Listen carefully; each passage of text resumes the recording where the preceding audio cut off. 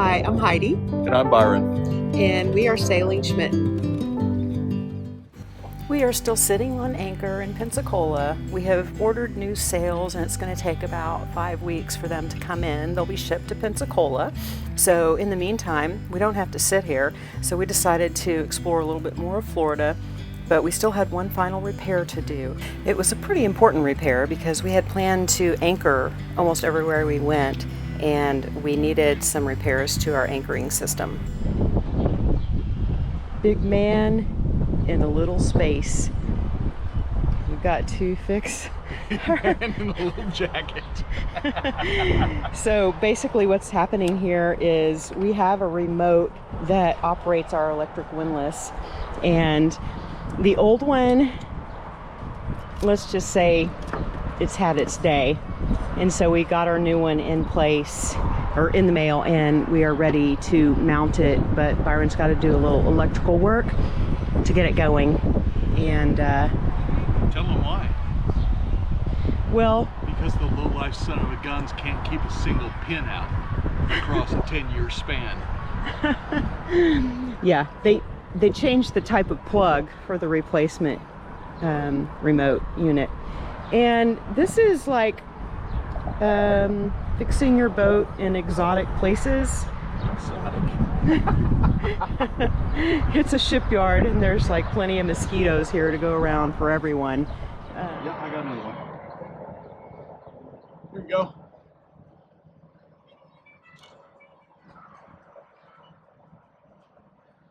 Here we go. Like Texoma original.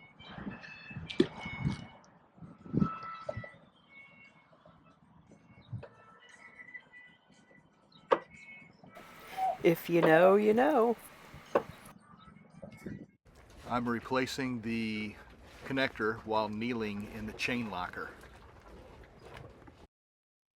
After the work was done in the anchor locker, Byron needed to do work on the inside, from the inside of the boat, to replace the outlet for the plug-in remote, which meant that our whole interior was torn up. We did this work at night because we were basically waiting for low tide to go under this bridge, and low tide wasn't happening until shortly after midnight.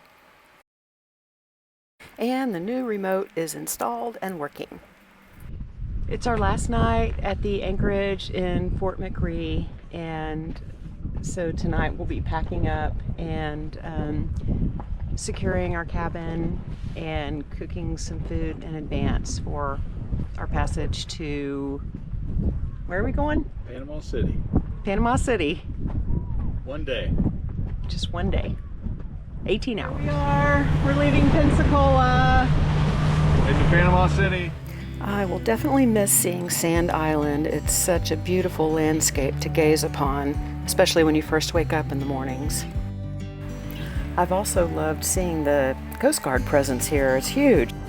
Our mainsail is so old and stretched out that it has a lot of trouble coming in and out of the furling system. We don't even want to deal with that, so we're probably not going to bring that sail out on this particular voyage.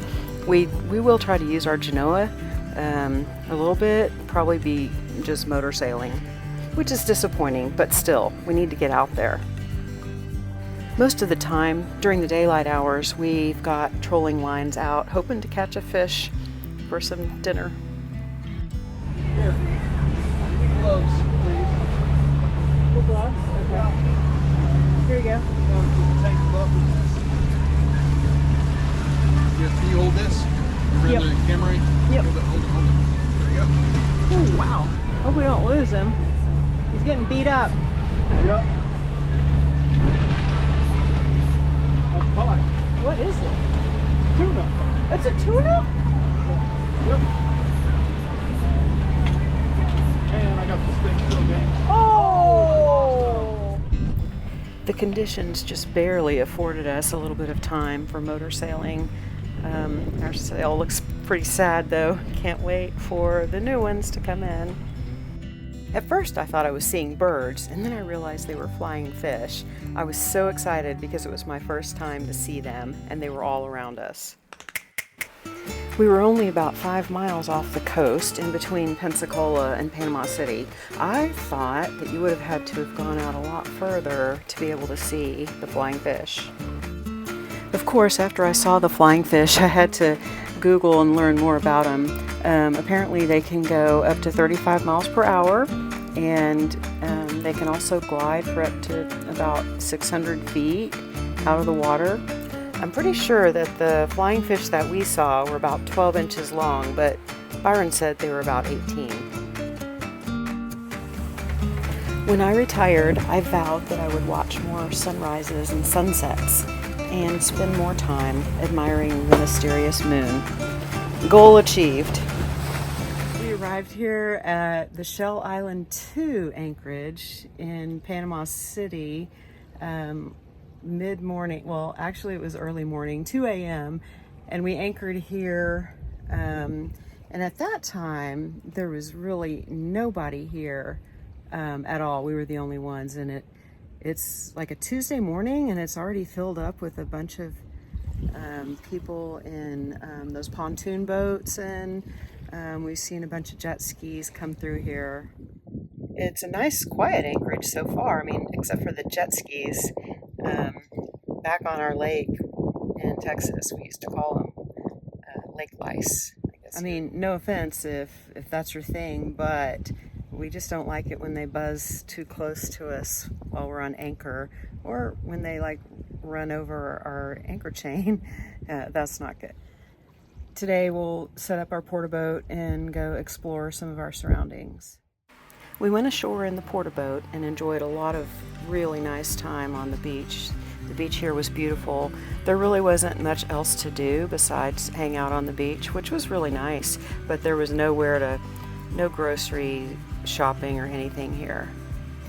The best time was at dusk when the colors just went crazy on us. No one was left, all the pontoon boats were gone, and it was just us walking around. You can't see these colors anywhere else. We don't use any kind of filters or anything like that. It was simply amazing. We paid dearly for this experience. This was the night we were eaten up by mosquitoes and the infamous Florida yellow fly.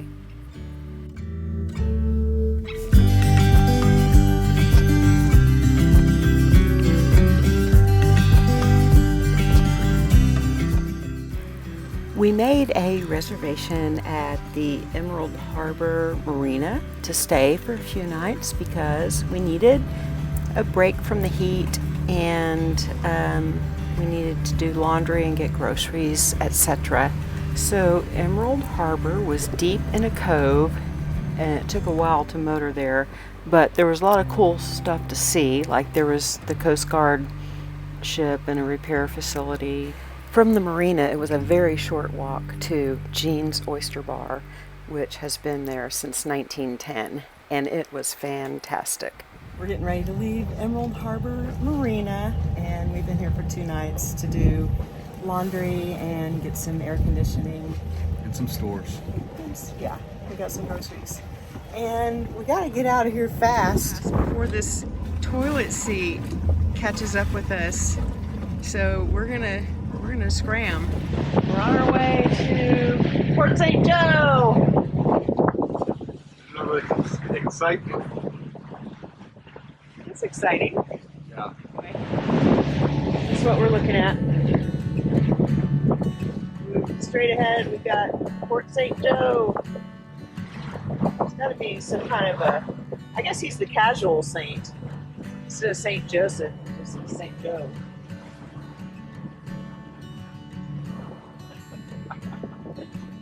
The channel going into Port St. Joe was very well marked, and the Pelican guards were on duty as well. We made it to our anchorage at Port St. Joe, and we are at the, let's see, this anchorage is called Eagle Pass, I think. So, and it's really pretty.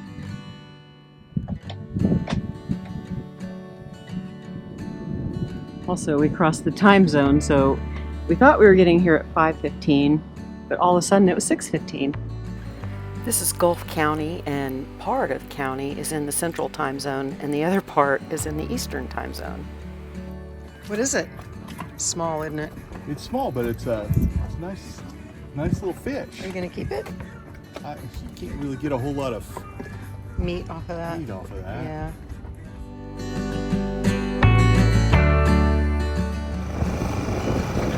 Dinner and a ride. Yep.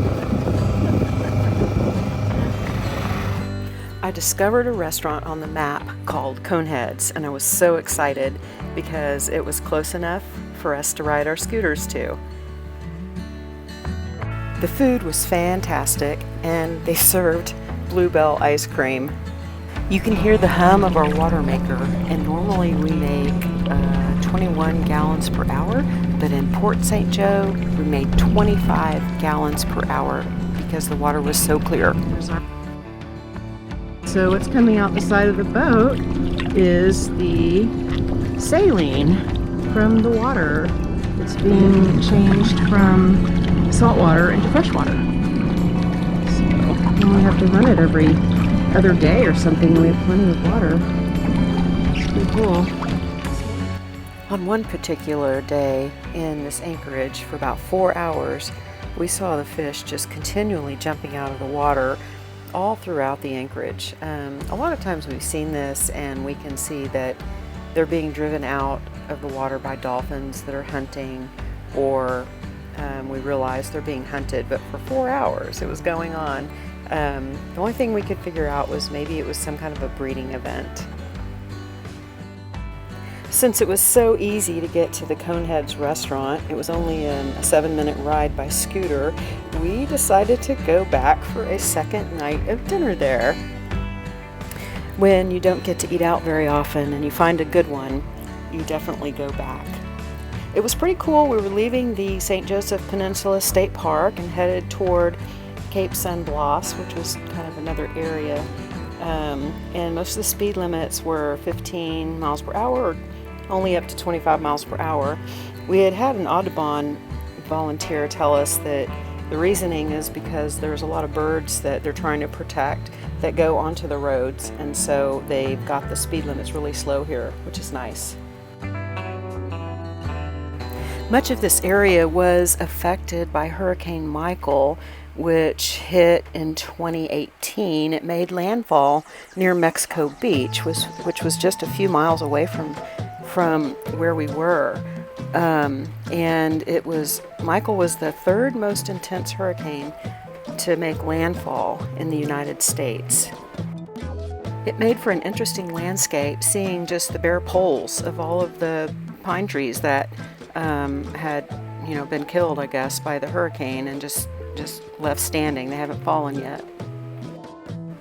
Normally we run a dry boat, meaning that we do not drink alcohol while we are sailing. However, on occasion, we will, if we are in a quiet anchorage and the weather is going to be calm, we'll go ahead and grab something just to have some sundowners, as they say. We noticed a liquor store that was going to be in kind of an extended scooter ride, and we went ahead and went down there to grab a bottle of tequila so we could make us some margaritas. Even though they double-bagged our bottle, for some reason Byron had the need to jump over a patch of sand in the path, and look what happened. After that, he went back to the store again to get a new bottle because we just couldn't face not having our margaritas after that happened. Did the bag break? Yep. I tried to jump that because I thought I was going to get killed going over that.